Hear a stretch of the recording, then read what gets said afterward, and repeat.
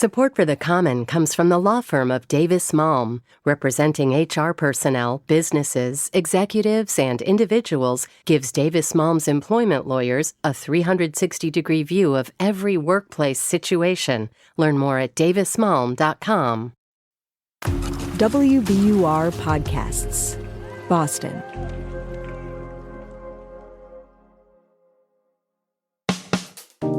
I'm Darryl C. Murphy, and you're listening to The Common.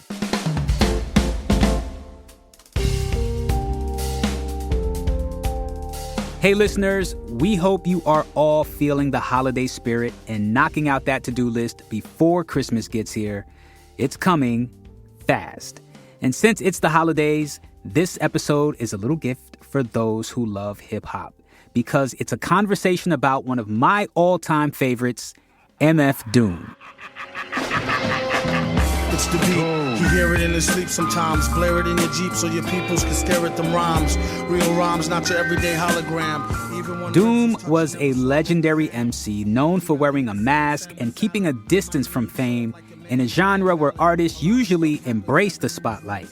His vivid storytelling and imaginative lyricism earned him the respect of fans worldwide, including fellow artists like Tyler, the Creator, Q-Tip of A Tribe Called Quest, and even Academy Award-winning director Cord Jefferson. Now, Doom passed away in 2020, but his life is documented in a biography recently released called The Chronicles of DOOM, Unraveling Hip-Hop's Masked Iconoclast. In the book, writer and journalist S.H. Fernando Jr., a.k.a. SKIZZ, sheds light on Doom's story, which includes his time spent right here in Boston. I talked to SKIZZ and local hip-hop aficionado Darryl Adams about the book and Doom on Radio Boston back in late October. Check it out.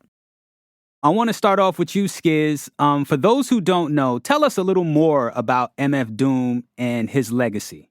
Wow. Well, actually, that's why I wrote a book. Yeah. He's a pretty deep character.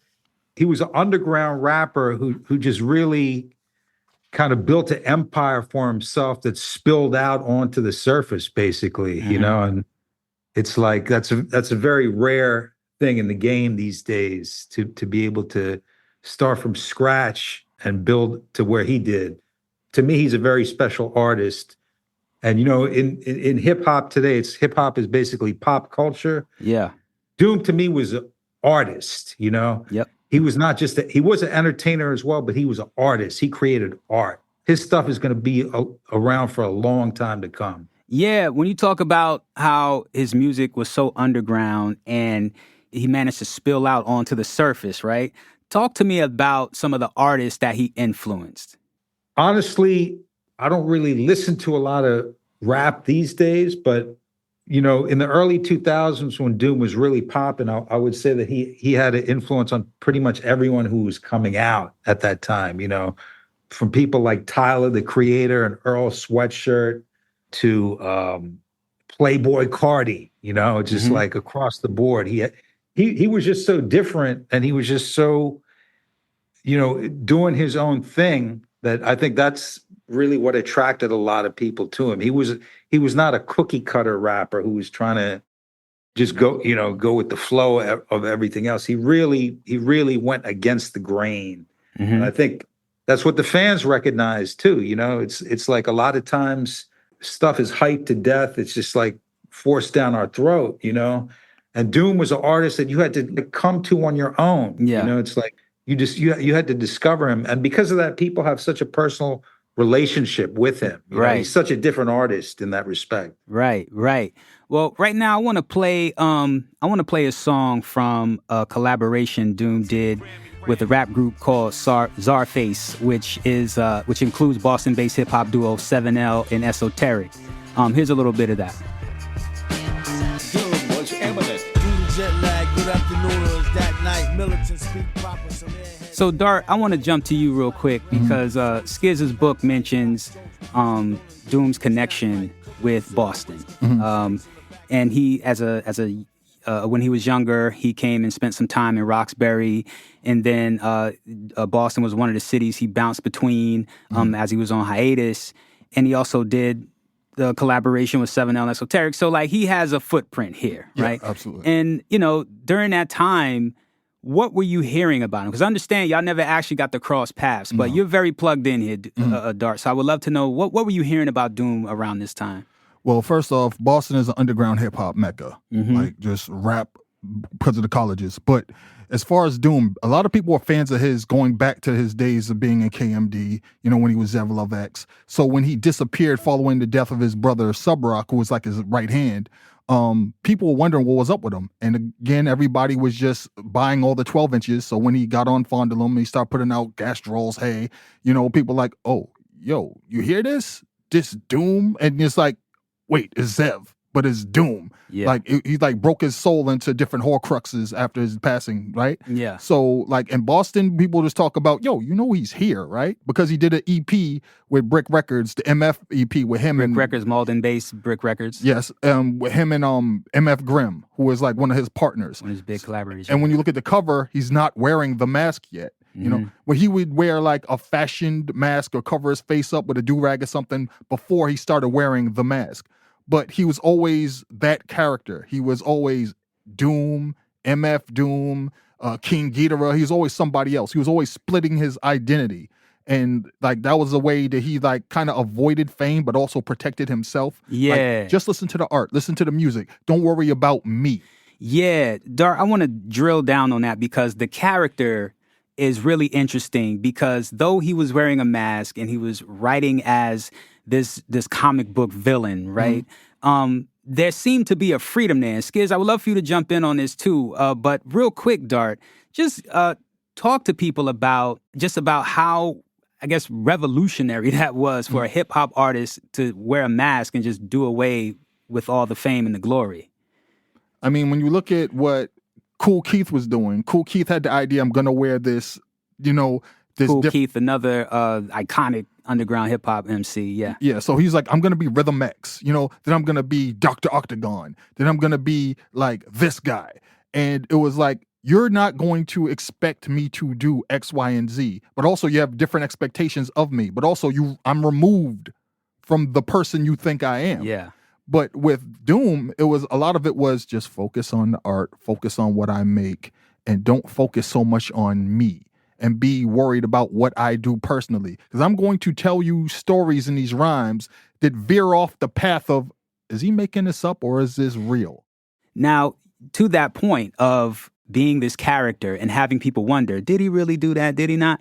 When you listen to hip hop, you find yourself asking that question a lot anyway, right? Because there's the old saying, keep it real. Yeah. You know what I mean? But in the back of your mind, these guys really aren't out here doing some of the things they say, SKIZZ, I would love for you to get your thoughts on that because you kind of mentioned that like the mask offered this kind of freedom, I guess. Am I remembering that right? Like talk to me about that. Yeah, of course. Like, everything that Dart said. And plus I'll just add that, the mask, he had his bout with fame when he was still in high school. He was a teenager in high school when KMD was signed to Elektra Records. They did two albums for Elektra. The second one never came out because of the cover art. I go into that story in the book. Yeah. But Doom was just a low-key dude. He was just a low-key dude. He had no desire for fame.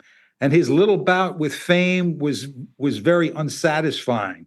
So he said, next time I come back, I'm going to cover my face, which was a genius move because, the only dude who was doing that at the time when Doom came out was Ghostface Killer. And he was just wearing a stocking cap on that first Ghostface Killer from the Wu-Tang Clan. And he revealed himself, So after that, Doom was like, hey, it's fair game to wear a mask, So, and also the mask to me became almost like a marketing tool in a way because that attracted a lot of fans. It's like it created this mystique.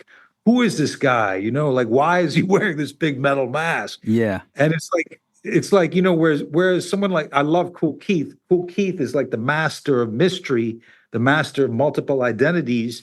I think Doom took it a step further, and instead of just calling himself Doom, he actually went into the backstory of the Marvel character Dr. Doom. And, There's stuff like the Doom bots that he brought out. So he like really studied this character. There's a lot of crossover between Daniel Dumoulin real life and Dr. Doom's life. So he studied these characters. And there's even one interview that he did in character as King Ghidorah, three-headed dragon from outer space.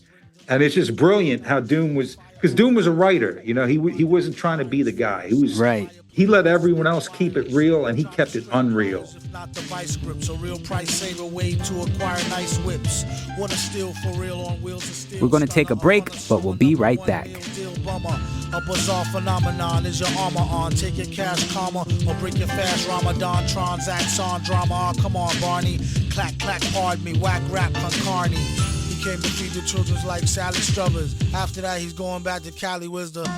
Wilder than the Nile, hold power like the Great Pyramids of Giza and stay leaning like the Tower of Pisa. Give him something he can feel that's soft to squeeze. Roar with the pen and on the mic off the heezer. Get shot off that wide-eye talk. I'm Meghna Chakrabarty, host of On Point. At a time when the world is more complex than ever, On Point's daily deep dive conversation takes the time to make the world more intelligible. From the state of democracy to how artificial intelligence is transforming the way we live and work to the wonders of the natural world. One topic each day, one rich and nuanced exploration. That's On Point from WBUR. Be sure to follow us right here in your podcast feed.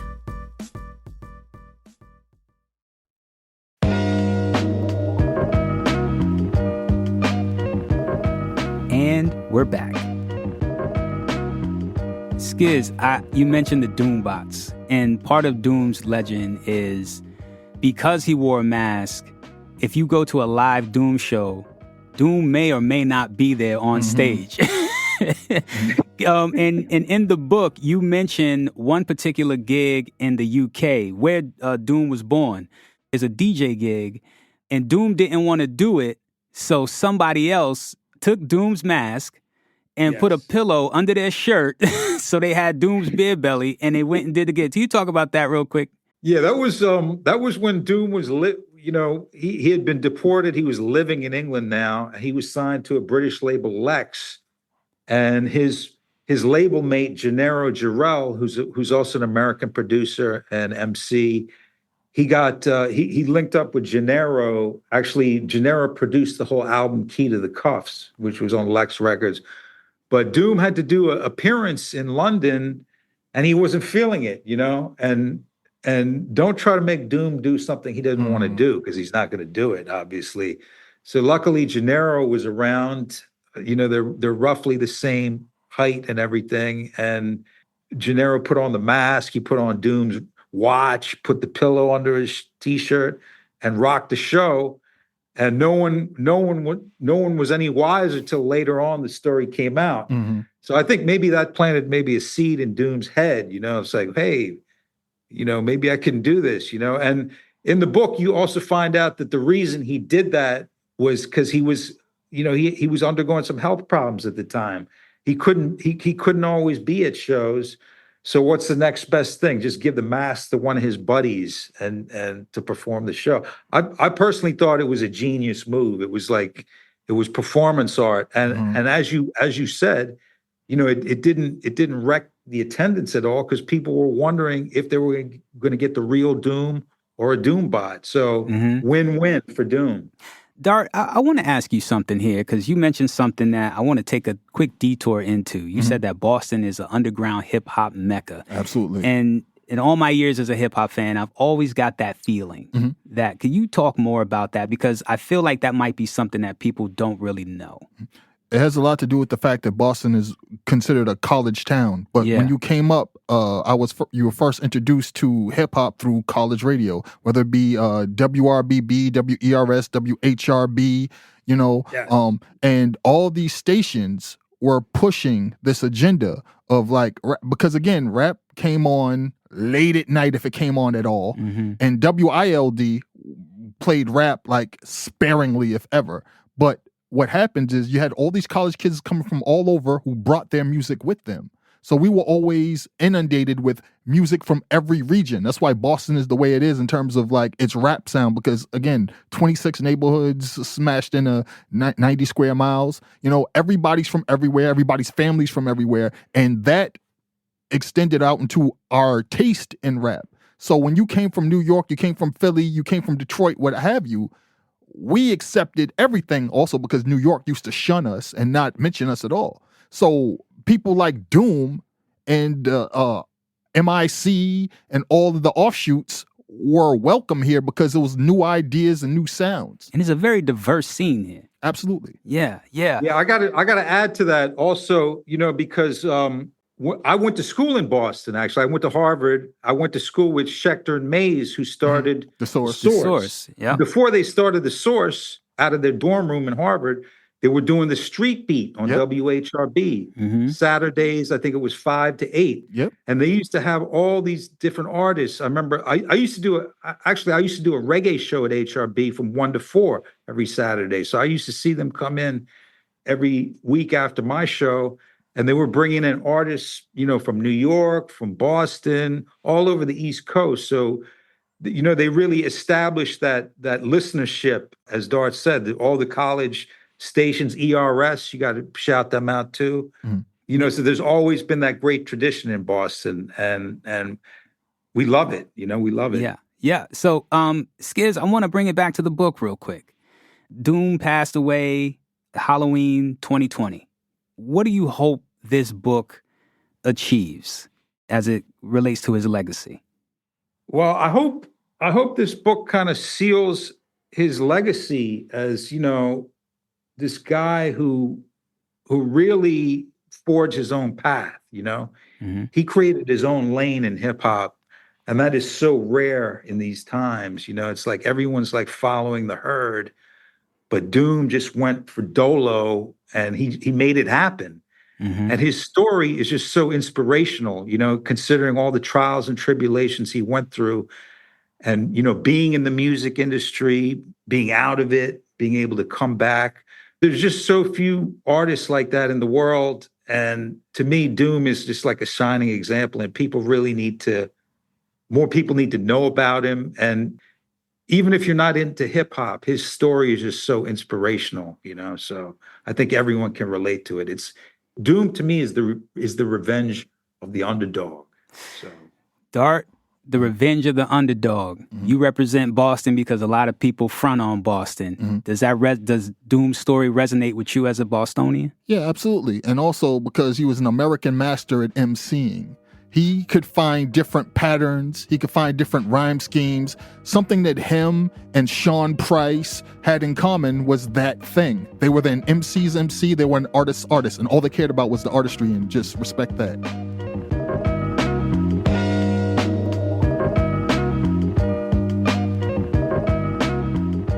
And that's our show for today. Thank you so much for listening to The Common, which is produced by Franny Monahan. It's mixed by Emily Jankowski and Paul Vaitkus, and it's edited by Samantha Joshi and Ben Brock Johnson. And our theme music is Me from Hisu. And from the newsroom of WBUR, I'm your host, Darryl C. Murphy. I will talk to you next week.